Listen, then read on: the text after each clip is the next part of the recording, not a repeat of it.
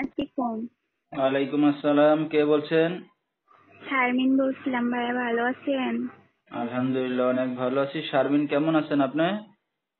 আলহামদুলিল্লাহ ভালো। আচ্ছা, শারমিন কোথা থেকে বলতেছেন? আপনার দেশের বাড়ি কোথায় শারমিন?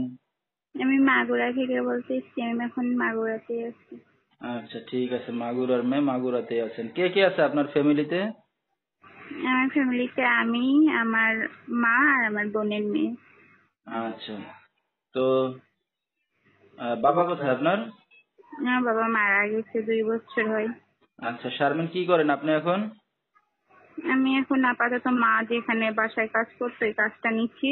আসলে সত্য কথা বলতে যে আমাদের যেরকম মধ্যবিত্ত ফ্যামিলি হলে যা হয় আর কি, আমার বোন বাবু হতে যে মারা যায়, সে বোনের মেয়েকে আমার মা পালে। এখন আমি তো আর রাখতে পারতেছি না, অতটুকু বাচ্চা, ওরকম অভিজ্ঞতা নেই। এখন আমার বোনের মেয়েটাকে আমার মায়ের দেখশন করে আর আমার কাজটা আমি করতেছি। আচ্ছা, তো আপনার বিয়ে শাদী হয়েছে কিনা? না, আমার বিয়ে হয় নাই এখনো। আচ্ছা, ঠিক আছে। তো দর্শক, শুনতে থাকুন আজকে শারমিনের জীবনের গল্পগুলা। ফুল ভিডিওটি দেখলে মোবাইল নাম্বার পেয়ে যাবেন, সরাসরি যোগাযোগ করতে পারবেন শারমিনের সাথে। তো শারমিন, এখন যেখানে আছেন নিজেদের বাড়িঘর না বাসা ভাড়া নিয়ে থাকেন?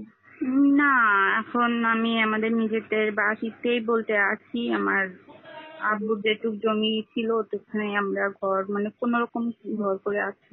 আচ্ছা আচ্ছা, ঠিক আছে। তো আপনার মা কোনো কাজ বাজ করে না এখন? না, আমার মা আমার বোনের মেয়েটাকে সামলায়। আসলে আমার বোনের বাবু হচ্ছে, আমার বোন মারা যায়, এখন ওই বোনের তো ছোট বাচ্চা, ওকে তো সামলানোর জন্য একজন দরকার। আর মেয়ে বাবু হয়েছে বলে সেরকম আমার দুলাভাইও খোঁজ খবর নেয় না, তারাও চলে গেছে গ্রাম থেকে। কোথায় গেছে আমরা জানি না। এখন বাচ্চাটিকে সামলাতে হয় আমাদের 2 মাস দিচ্ছি। কি আমার যে মা সমস্যা! দেখশন করে আর আর আমি যা একটু ইনকাম করি বাচ্চার দুধ খরচ, সংসার খরচ দিয়ে চালাই। আচ্ছা আচ্ছা, তো শারমিন, লেখাপড়া কতদূর করছেন আপনি? আমি 9 পর্যন্ত করছি। বাবা যখন বেঁচে ছিল তখন তো আলহামদুলিল্লাহ ভালো চলতো, বাবা যে কোনো কাজ কাম করে সংসার লেখাপড়া চালাই। তো বাবা মারা যাওয়ার পরে ঠিক মতন লেখাপড়া হয়নি। আচ্ছা, তো আপনার তো এখন বিয়ে শাদী হয় নাই বললেন। তো এই যে একটা অবিবাহিত মেয়ে মিডিয়ার সামনে আসছেন, আপনার মা জানে? হ্যাঁ, আমার মা জানে। আচ্ছা, মা আসলে আর সামনে আসছে। একা কতদিন থাকবো, বয়স 18, এখন তো বিয়ে করতে হবে তাই না? আর এরকম আমাদের ফ্যামিলি দেখে বিয়ে কেউ করতে চায় না। আসলে হয়তো সবাই চায় সুন্দরী, হয়তো সুন্দরী যুবতী আছে, তার টাকা পয়সা, তাদের হচ্ছে সেরকম মেয়ে লাগুক আছে না লাগুক, টাকা পয়সার দরকার এখনকার মানুষের। এখন একটা মানে মনের মানুষ যে আমার পাশে থাকবে, আদর সব ভালোবাসা দিয়ে বুকের মধ্যে বন্দি করে রাখবে, যাতে ভালোবাসা কখনো কমতি না হয়, এরকম আচ্ছা, একটা মানুষ আমার জীবনে চাই। এখন এরকম একটা মানুষ পাইলে কি বিয়ে শাদী করবেন আপনি? হ্যাঁ, আচ্ছা, তো আপনার সাথে দর্শক ভাইরা কিভাবে যোগাযোগ করবে? আমার ভিডিওতে নাম্বার দেওয়া থাকবে। আচ্ছা, ঠিক আছে। তো দর্শক, আমরা শুনতেছিলাম শারমিনের জীবনের গল্পগুলা। বিস্তারিত জানতে এই নাম্বারে যোগাযোগ করলে শারমিনকে পেয়ে যাবেন। নাম্বারটা বলে দিচ্ছি: 01944680559। এই নাম্বারটাই হলো শারমিনের। তো শারমিন, আপনি একটা অবিবাহিত মেয়ে, রাত বিরাত্রে অনেক দর্শক আপনাকে ফোন দিবে, কোনো সমস্যা হবে আপনার? না না, আমার কোনো সমস্যা নেই। আমার যদি সমস্যা থাকতো তাহলে তো মিডিয়ার সামনে আসতাম না। এসে হ্যাঁ তো হ্যাঁ। যদি একজন আমার কপালে থাকতো তাহলে তো একজনের সংসার যে করতে পারতাম।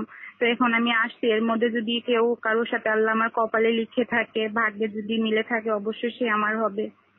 আচ্ছা, তো আপনি কি রাতে একা ঘুমান না মার সাথেই ঘুমান? না না, আমার মা আর বাবু ঘুমায়, আমি একাই ঘুমাই। আচ্ছা, ঠিক আছে।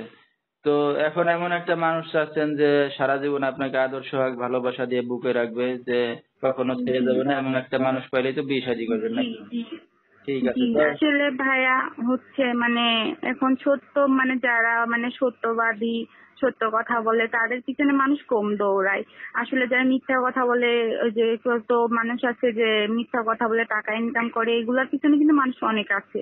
কিন্তু দেখেন আমরা যে এইভাবে আসছি, এখন আমাদের পিছনে মানুষ থাকতেছে না। আসলে আমি একটা ভিডিও ছাড়ছিলাম, ওখানে কাউকেই পাই নাই, তো আমি আবার আসছি। যদি কারোর মায়া মহাব্বত লেগে থাকে আমার প্রতি, যদি আমাকে দেখে কারোর ভালো লেগে থাকে, কিন্তু তাই সে ভালোবাসার কমতি পাবে না আমার কাছে। আসলে একটা মেয়ে তো ভালোবাসার পাগল, বুঝেন তো?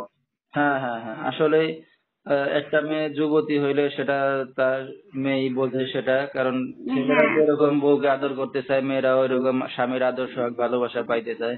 হ্যাঁ, একটা অবিবাহিত যুবতী মেয়ে এখনই তো বিয়ে শাদী করে স্বামীর সাথে আনন্দ ফুর্তি করার কথা, যে সেখানে এখন আপনার বিয়ে শাদী হয় নাই।